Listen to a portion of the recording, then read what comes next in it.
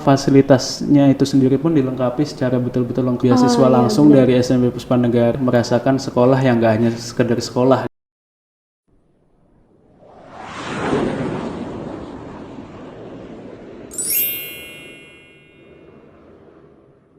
Assalamualaikum sahabat Puspa, alhamdulillah kita bertemu kembali di Expo Channel Podcast SMP Puspanegara.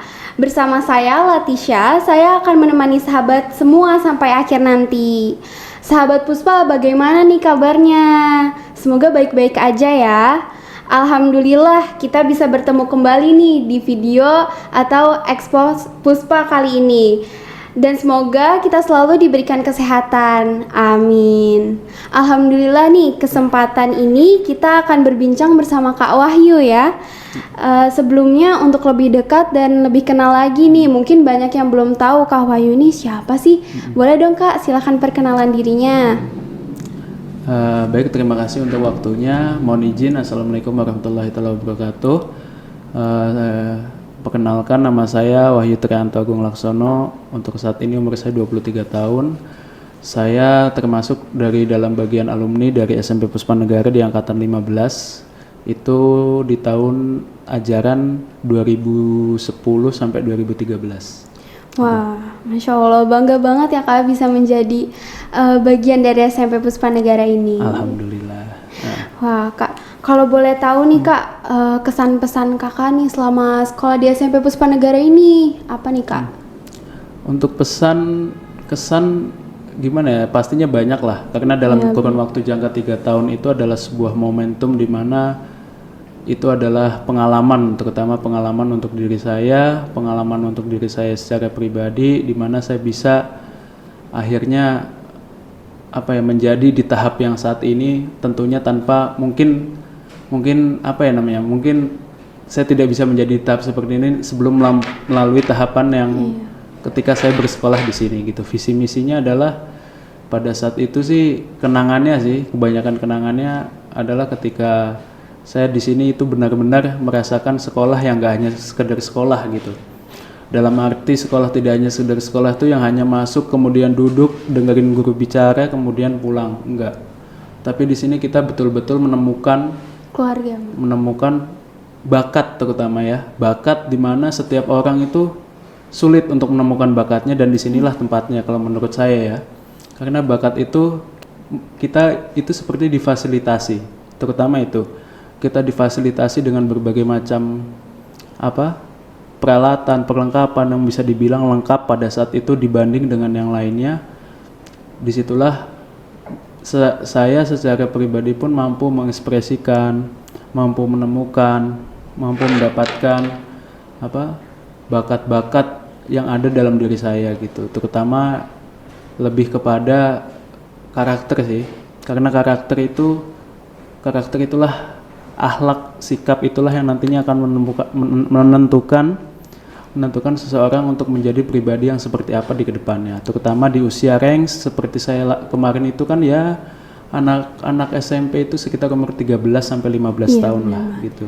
Berarti SMP Puspanegara bisa benar-benar menggali potensi Kakak ya, dari segala bidang mungkin ya, bidang yang Kakak sukai mungkin atau minati.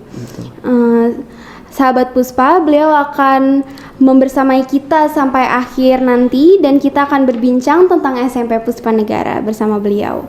Sebelumnya nih Kak, saya ingin tahu terlebih dahulu nih, hal apa yang membuat Kakak tuh bisa tertarik sekolah di SMP Puspanegara pada saat itu? Jadi pada saat itu saya flashback ketika saya berusia pada saat saya berusia zaman-zamannya sekolah dasar mungkin SD ya kan. Iya. Pada saat itu saya mungkin di kelas 5 sampai 6 SD pada saat itu. Memang sih secara pribadi umur-umur segitu tuh belum pernah punya pikiran atau gambaran atau pandangan atau bahkan keputusan untuk sekolah di mana, pengen kemana gitu ya. Karena kan saya secara pribadi orangnya nggak terlalu punya keinginan yang bagaimana gitu kan. Dan pada saat itu sebenarnya ada sebuah momentum kecil yang saya rasakan pada saat itu. Ketika saya kelas 6 SD di SMP Puspanegara ini kan mengadakan tryout ya namanya ya, tryout penerimaan. Ya dengan nasib baik, kemudian juga dengan sungguh-sungguh juga pada saat itu saya mengerjakan. Saya ingat kok, saya waktu itu pada saat itu mengerjakan di dulu sih ruang kelas 91 ya, cuma nggak tahu sekarang jadi ruang kelas berapa kan. Di ruang kelas 91 saya duduk paling depan. Itu satu sekolah SD saya ngikut semua, yang kurang lebih jumlahnya itu 60 orang.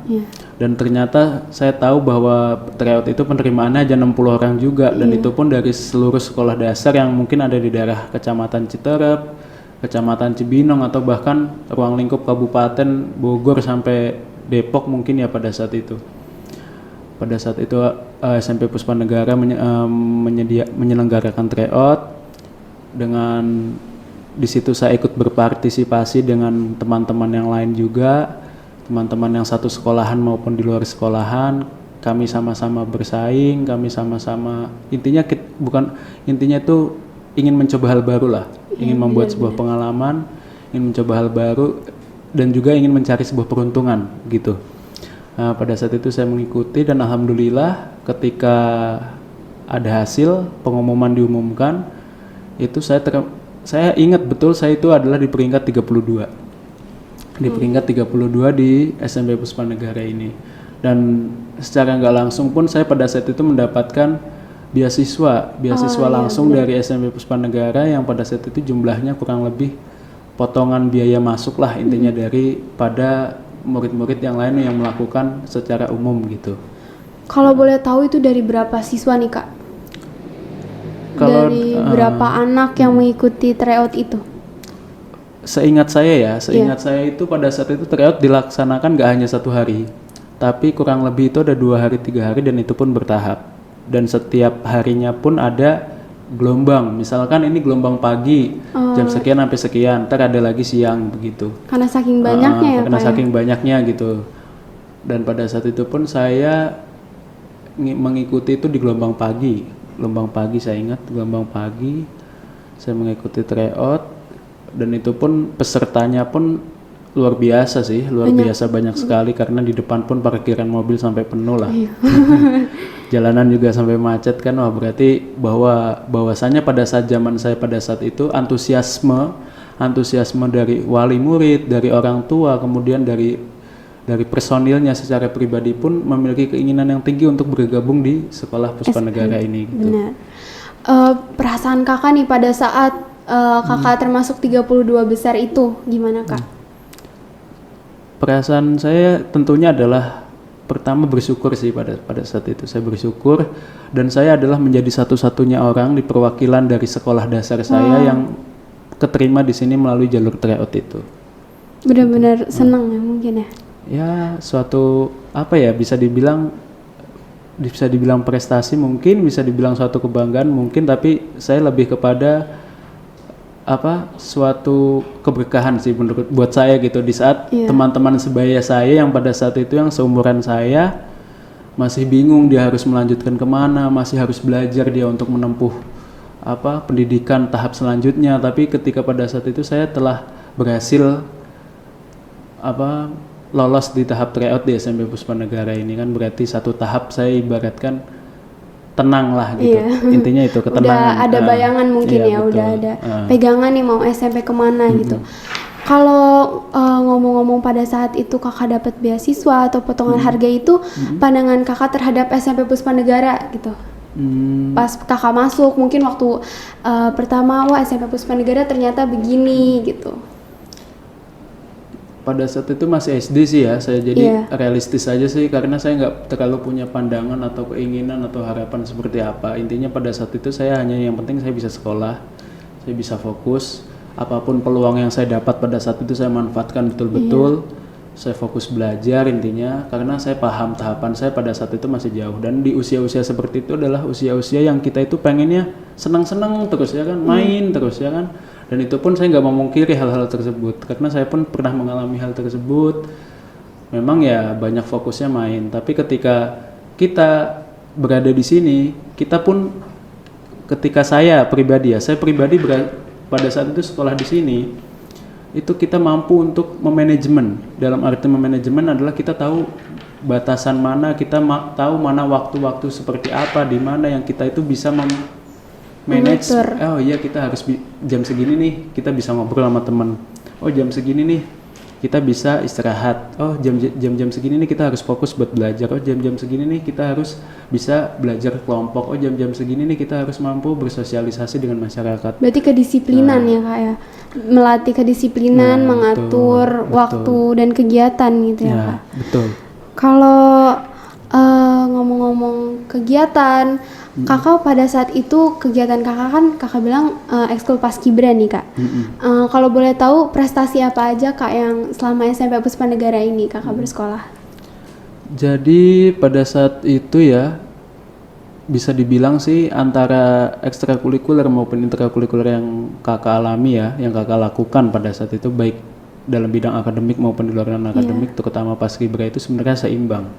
Kenapa di sini saya katakan seimbang? Ya memang di sisi lain di saat ekskul paskibra itu jumlah lombanya pun mungkin nggak bisa kehitung. Saya sampai lupa. Sangat kan. banyak sekali saking banyaknya lomba, kemudian saking banyaknya apa ya?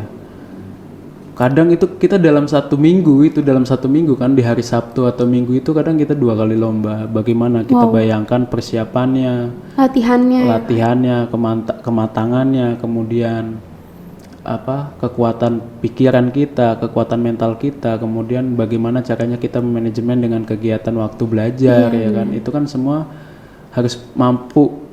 Intinya situ kita harus mampu memanajemen itu agar baik kita di ruang kelas maupun di luar kelas kita mampu tetap seimbang, karena keseimbangan itu penting sih kalau menurut saya. Kakak hebat banget ya, karena untuk manajemen waktu nih nggak semuanya bisa dan itu bukan hal yang gampang. Kalau boleh tahu nih Kak, fasilitas di SMP Puspanegara yang menunjang kekreativitasan siswa, menurut Kakak fasilitas-fasilitas di SMP Puspanegara nih gimana? Kalau pada saat itu sih termasuk SMP Puspanegara adalah suatu sekolahan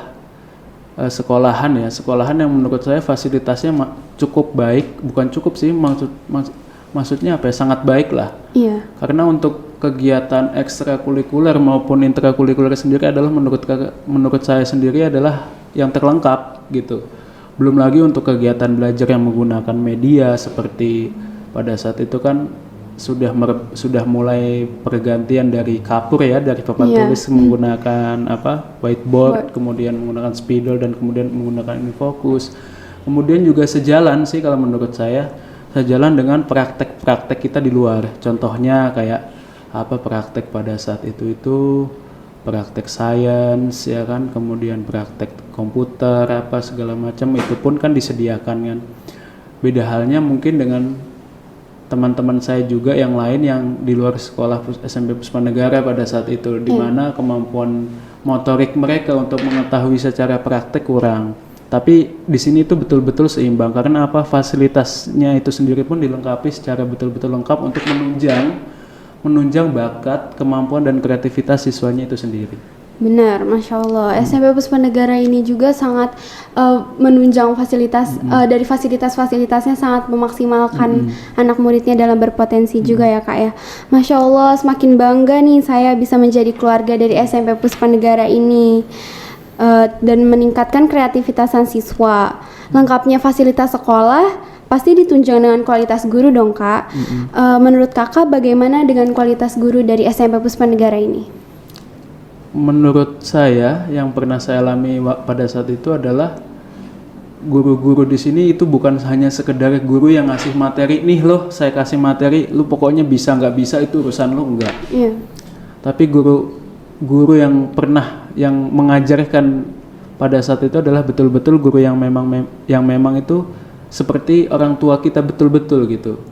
Seperti orang tua kita betul-betul, di mana mereka menyampaikan dengan lembut, mereka menyampaikan dengan kemampuan, dengan batasan muridnya pada saat itu. Oh ini ternyata murid kelas ini tuh kemampuannya baru sebatas ini, penangkapannya itu hanya baru sebatas ini gitu. Jadi mereka pun, guru-guru pada saat itu pun lebih suka memberikan sebuah inovasi-inovasi yang sekiranya agar murid-murid ini lebih mudah untuk memahami suatu hal gitu, suatu pelajaran, suatu mata pelajaran yang disampaikan. Guru-gurunya memperhatikan siswa dalam pembelajaran tersebut ya Kak ya. Jadi guru-guru ya itulah menurut saya guru-guru yang luar biasa lah. Masya Allah.